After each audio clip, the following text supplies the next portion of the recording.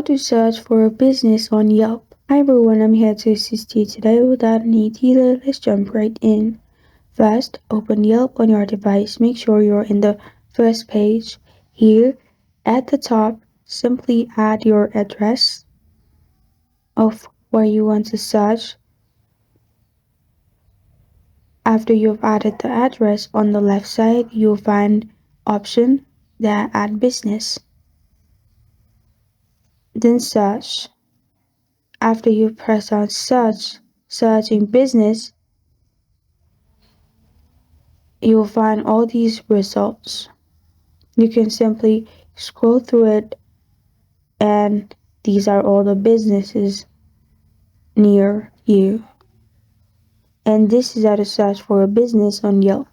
Thank you for joining me today. If this video helps you out, please leave a like and subscribe for more. Got a question or want to suggest a topic, comment below. Thank you for watching.